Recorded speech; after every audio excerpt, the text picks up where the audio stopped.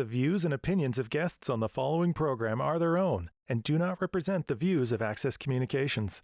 The following program deals with mature subject matter that may not be appropriate for all audiences. Viewer discretion is advised. The RCMP Heritage Centre is a not-for-profit charitable organisation mandated to share the story of the Royal Canadian Mounted Police. This is one of those stories, part of your heritage.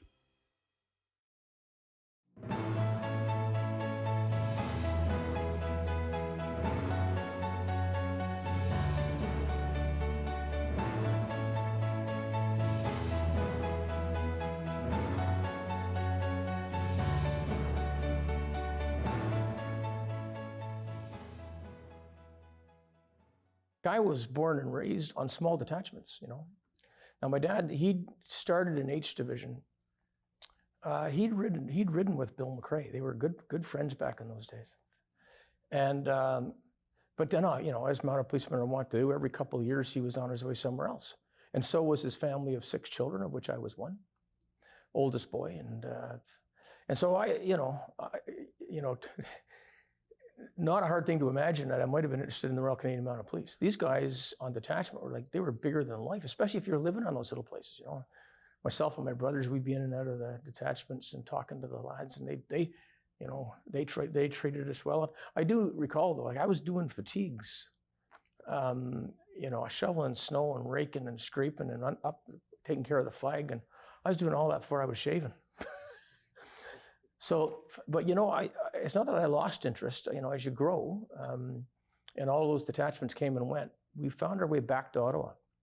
My father was commissioned out of Niagara Falls Detachment, staff sergeant in charge. So I became here as a sub-inspector in Christmas of 1969, and I'd have been 16. So I needed a job, and I joined the reserves. I joined the Canadian Armed Forces Reserves, infantry, and thus began a fairly interesting, intense, and fairly busy part of my young adult life. So I was a member of the Cameron Highlanders, Kilted Regiment, and that was just the best. And I lived at the drill hall down here, the Cartier School Drill Hall. That was my home for 5 years. I just, I might have come home to sleep, and I went to university in town here, and 3 years of that were getting grades good enough, just good enough to keep me going, but not to get in the way of all my soldiering as such. And I re-mustered when I was a young soldier from the Camerons to the Governor General's Foot Guards as a drill instructor. My primary reason in doing so, I needed to pay tuition. I needed to make some money to keep going to school.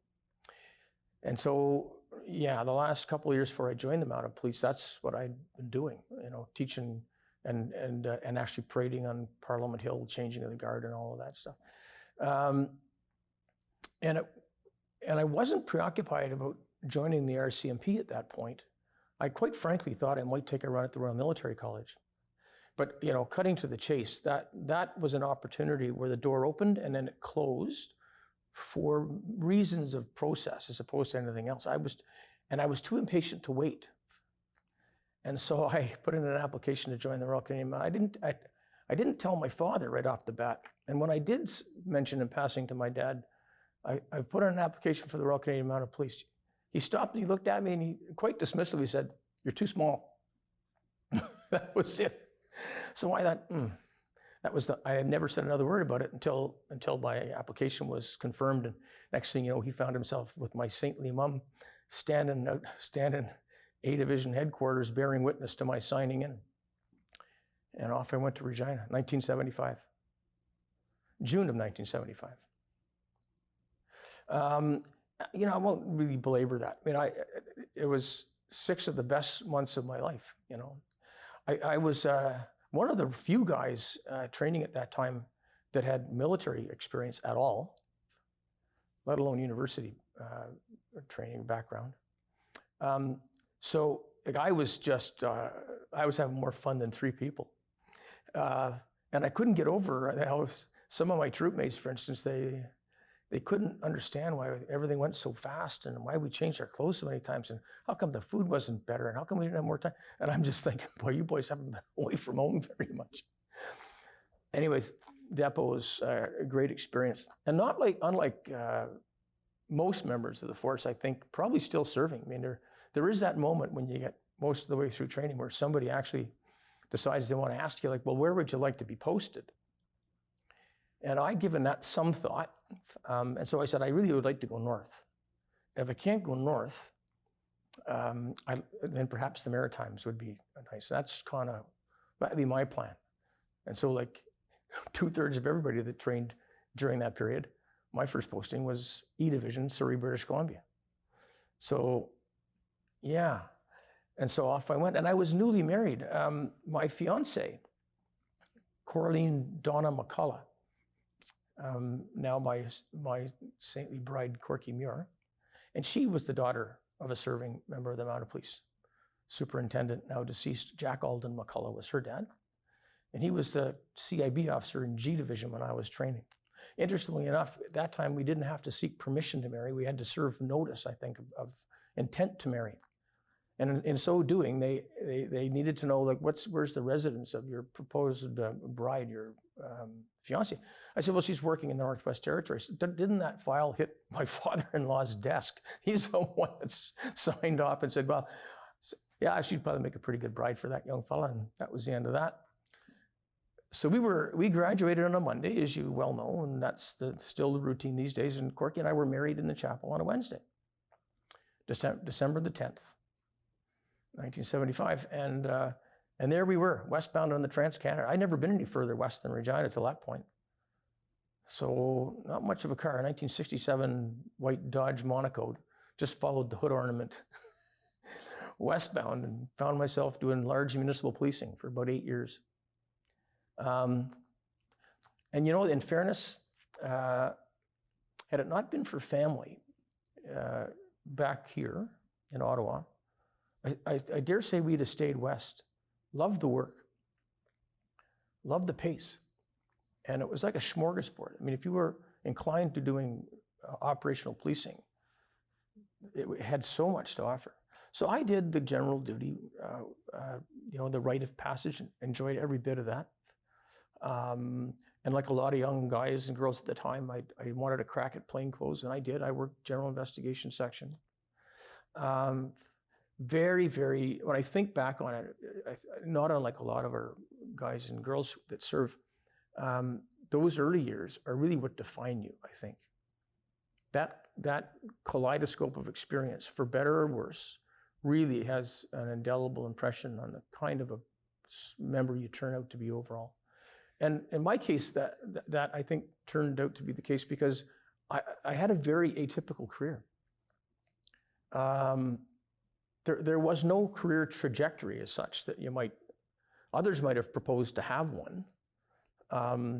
I took my old father's advice, which was get your head down, get to work, let somebody else sing your praises. And if you see something that interests you, identify yourself. And so in that sense, I mean, I was minding my own business, taking calls in Surrey. I just completed a master's degree at Simon Fraser University in criminology. And it's one of those fortuitous events where I'd been in E Division that long that I was wondering about service elsewhere in the country and specifically closer to home. And on a certain day, the phone rang and a staffing sergeant in E Division headquarters, he said, your name has been identified to come to Ottawa on a lateral as a constable and to join a two-person research team to do the early work on community-based policing. Now, you've just finished a master's degree, so we're looking for an operational policeman that's got some academic background, and we've found an academic at Dalhousie University, a young professor by the name of Christopher Murphy, and he's got an established interest in criminal justice and policing. We thought the two of you might make a pretty good writing team on this. Would you be interested in that? Well, I was. It was my ticket home. And so I went from 5th gear municipal policing to national headquarters, Ottawa. I downshifted into the 3rd. You know, it wasn't the same pace at all. And all of the guys that were working in that old contract policing office and headquarters then were old enough to be my dad. So I had my first day job.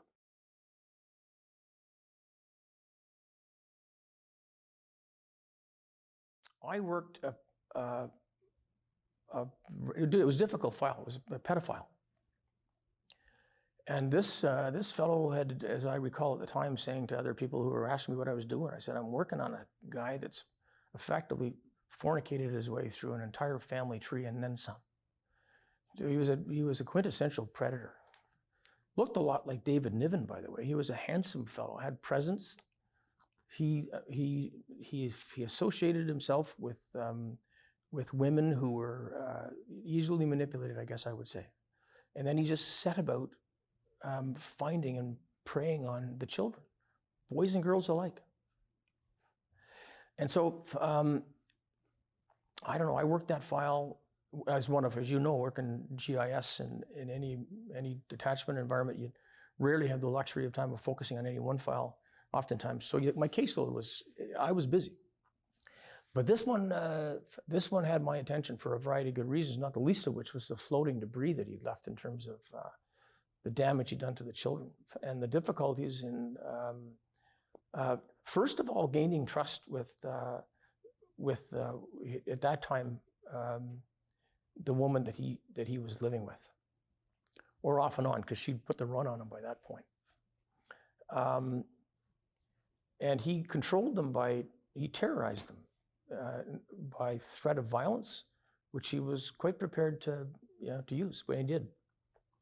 And probably in the range of 14 to 15 young boys and girls that were otherwise scarred by that guy. And it's just that the idea of taking the time and learning effectively. I mean, it's taking statements and interviewing witnesses and victims and suspects. That's the lot of that's our craft, right? But this was way out of the ordinary. So the idea of taking the time to gain trust and then spending the time with those young ones, and not all of them were forthcoming because they were fearful. Probably the one part of that file that always stayed with me was this fellow had counsel. He had a lawyer, and she was a very well-known barrister in Vancouver. Well known as I recall. And I knew that she was in receipt and possession of correspondence and documentation that effectively was inculpatory. It was in his hand, and she had custody of correspondence. The smartest criminals make rather obvious errors, and this gentleman had communicated some of the things that he had done and what he thought about that in writing to one of his previous wives. And I went to this lawyer's office, and I said to this rather proper-looking, mature woman, I told her what my business was. I said, I'm going to need to see that correspondence. To which she replied, well, you're not going to see that correspondence, and unless, of course, you come prepared with a warrant. And I took a big deep breath, and I thanked her very much for her time, and I turned on my heel, and I was back with that warrant. You can't imagine how fast I was back. And I had 3 or 4 fellows with me, because that was a big law office. And I didn't announce my arrival. Just a young fellow standing there doing his job. And she was quite incensed the fact that otherwise I was effectively screwing up her rather perfect day. So she presented herself in the lobby of this office, and she said, and now what? I said, and now I'm actually going to serve on this warrant, and I'm going to execute it. And I remember looking at her and saying to her, you need to know that I said, I am going to do my best to put this fellow in jail. And my sense is that you're not going to be helpful in that. So anticipating the fact that you're not inclined to be helpful, these guys that are with me, we are going to toss your office I am going to start with your filing cabinets, and all of the contents therein are going to be on the floor until I find that correspondence. Now, you need to know that's going to happen anytime now, unless you go back in that office and bring forth those files. This is long before the time we had production orders, when you could actually specify what you wanted. So she said, I need to see you privately in my office. And so in I went. And I'm just standing there looking at her expectantly. And she's shaking. She's so angry. And, well, it's more than anger. She says, you have no idea about this guy. I said, yes, I do. I do. She goes, this man has threatened to kill me. He's threatened to kill me. And he's well capable of doing that. On only one occasion. I no longer represent him, although he won't say so. And the last time I tried to extricate myself from the grasp of this creature, he drove his car into the front of my house. This guy is evil incarnate. I am fearful for my life. I said, thank you for that. Now give me the files, which she did. And I went on, and it took me several months to lay the charges. And we were successful. The Crown and the force, we were successful in the prosecution. Not surprisingly, in the sentencing part of all of that, I was terrified. What's the word I'm looking for?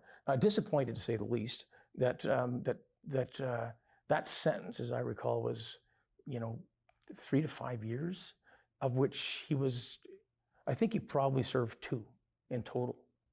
So the damage that he'd done far outweighed any punitive or, well, I dare say, not to be overly what's the word I'm looking for, candid, but yeah, I'm not so sure that when you're putting those kind of people in jail, it has much else other than to do than public safety first, consequences and punishment.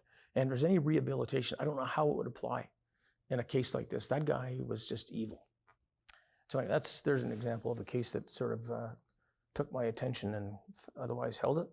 And of course there were many more, but that was certainly one.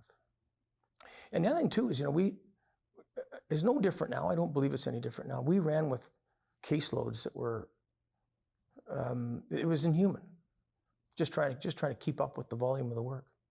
And you're right about work in that part of the country. My father, having served for so many years, when I would explain to him what a night like was on the road in Surrey, he says, I can't imagine that they would speak to you like that, the public. I said, well, I don't know how to describe this to you, Father, but we're not necessarily the most favored of all the helping professions in the Lower Mainland of British Columbia. Do you know, one night he actually came out and rode with me. He's a serving superintendent in Ottawa, Canada. He's out with this young fella. And we're just taking calls on a busy Friday night in Surrey. Well, I'm here to tell you, we had a busy night. And I'll never forget it. There's a bunch of bikers up at King George Highway, 108th. They were in we'll say a white spot restaurant. And that place was just a shambles. And there was a bunch of them, and they were really cutting up. So myself and two other guys, and one of them named Arthur Giesbrecht, Corporal Giesbrecht, we went in and put the run on these fellows. But you would have had to have heard the language and the drama and the banging and the jumping around and loud voices. And it didn't take us long. It took 3 to 5 minutes, and they were on their way. But we hit the parking lot, and I looked over my shoulder, and my father, he was shaking. He was so angry. His hands were shaking. He said, I can't believe. In any event, I said, another day at the office, Dad, and he was, I think we probably had a conversation shortly after that about why at least half of them weren't going to jail.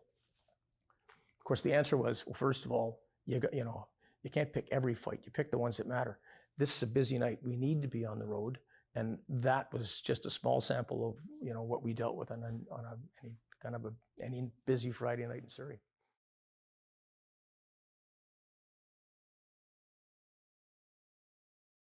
Ottawa, well, I came down to Ottawa as a staff job. But how unusual, a young constable would, it took a year to do that file. We wrote that. It was called a user report for the Solicitor General of Canada. Well published, well disseminated, and that effectively, that would have been 1983. That became, that sort of the touchstone document which got community policing going in the sense that we know it today. Very interesting work. I, having finished that, went over to the Canadian Police College. Spent 2.5, almost 3 years there. Really enjoyed that. That was guys that, well, there's a whole bunch of fellows that you'd have known from back in the day that were depot instructors that were then sergeant instructors at the Canadian Police College. And I was a young corporal. I had different duties to do, but I was definitely part of that extended family. I really enjoyed my time at the Canadian Police College. But about that time, I was also wanting to get back on the road. And so cutting to the chase, I mean, there was then, continues to be a fairly, not a big, but an active federal enforcement division here in Ottawa. A division, it was as it was known then. So I bounced over there and I did everything from national security investigations to commercial crime. And interspersed between that, I actually had trips back to headquarters. Not that I want to spend a lot of time on that, but there was a corporate services area, and they were whatever turned out to be the project of the day that needed tending to. They had my number. They just had my number. Get that Muir. He'll give you a good day's work, and he knows words bigger than fire truck, and he's going to be a good guy. So I get seconded onto these things, and I lose a year of my service. Operational reporting systems and things where you had this sort of, not so much, not the technical part of it, but sort of the broader project management of some of those early initiatives, which turned out to be quite big. And so I did the work, and I always had a good attitude about it, but I just knew that I wasn't intended to do that for all of my service, and frankly, less was better. So I was always looking for that way back. And I was a staff sergeant on A Division Commercial Crime Section. And looking over my shoulder, with about 20 odd years of service and thinking, wow, boy, I got the world by the tail. And we were running special interest investigations at that time. So the A Division Commercial Crime Section, we did the core work, but we also did those other intriguing files, like Airbus as an example.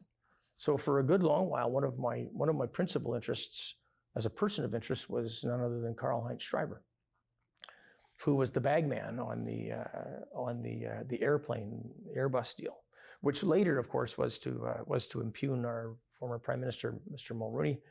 But in any event, probably one of the most intriguing criminal investigations I ever worked.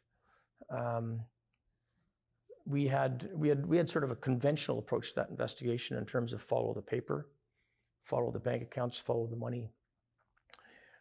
We ran on 3 fronts. There was more than airplanes involved in that file. There was helicopter contracts, and there was Coast Guard involvement, and of course there was Air Canada and Airbus. But the nexus that what made all of that go was the relationship this Schreiber fellow had with others along the way. And he was prosecuted on what was called the 𝑇ℎ𝑒 file, which was the German helicopter contract, which was let for the Canadian Coast Guard. Unsuccessful in the prosecution of Schreiber. But we were quite successful in having him extradited back to Germany and into preventive detention. And I dare say he's still in custody. I arrested him. He'd gone walkabout, by the way, at times relevant to that investigation in the late 1990s. We were working quite closely with the German federal police, and he was a target of interest on several files of similar magnitude to the ones that we were working on in Canada. And on one particular day, the phone rang, and one of our German colleagues says, "We regret to advise he's gone. He's on the run." And we were having a team meeting on that particular morning. I recall we'd have one team meeting a week, and as soon as the news was out that Schreiber he'd left Germany, He was just staying one step ahead of the prosecutors in Germany. He was on the run because he knew if they found him, they'd have grabbed him. I got up and I said, I got to go to Toronto, fellas. And they said, well, what do you mean you're going to Toronto? I said, I got a feeling he's got contacts and people known to him, and he's coming here. And I'm going to ask the teams in Toronto to get some surveillance on this particular individual. And it's an educated guess, but if we can get a few days, I'm thinking if we stick on Buddy the Canadian, Schreiber's going to show up in the play. And I did. I was packed, and I was down the road that very day. Called ahead to the crops officer. Could you give us one of your spin teams for a few days? This is what we got. He's done. On day 3, Schreiber showed up. Well, so then it was a question of like, just stick to him. Just like a blanket, like don't let that guy out of your sight. So we did. We were with him like 24/7, as long as it took for one of the guys on our team who was a lawyer to get with our federal crown and to do the business, which was effectively craft and sign off on the extradition warrant to secure the arrest of Karl-Heinz Schreiber. And so on a particular day, he was sitting in a lobby in downtown Toronto with a rather, a silver-haired gentleman who looked very much like could have been a Canadian diplomat. Turned out that he wasn't. He was a fairly senior reporter with the National Post at the time. So, in my blue jeans and my t-shirt, I wandered across the lobby and presented myself to Mr. Schreiber, and I dropped my business card and I said, Mr. Schreiber, how are you today, sir? And he looks at my card and he goes, what can I do for you? I said, would you mind if I sit with you for a minute? He says, please, and I did. I said, well then, I said, I've got some news for you, none of which is particularly good. Who is that guy? Like, who's this guy? And he looks across the table at this journalist. He says, well, this is so-and-so. I said, you may want to invite him to leave the table. No, anything you have to say in front of me, you can say to this fellow. I said, excellent, you're under arrest. So anyways, between the jigs and the reels, he says, well, can you tell me a little bit about that? I said, yeah. So I explained about the extradition warrant and, instance relative to the reason why I was there and taking him into custody. And he said, do you mind if I make some phone calls? I said, you can make as many phone calls as you want until your coffee's done. I said, but at about that time, I said, you look across the lobby and you'll see an unmarked police car outside the front doors, and you and I are taking a walk, and that's it. You're going to jail, sir. And he did. He talked to all manner of interesting people, and one after the other. First being his wife, by the way. I don't know why he didn't talk to her in German. He talked to her in English. I'm sorry, Marty. We knew it was going to come to this at some point, and they finally caught up with me, and here we are. He called some rather interesting parliamentarians at the time, Canadian people of some consequence. In any event, that was interesting, to say the least.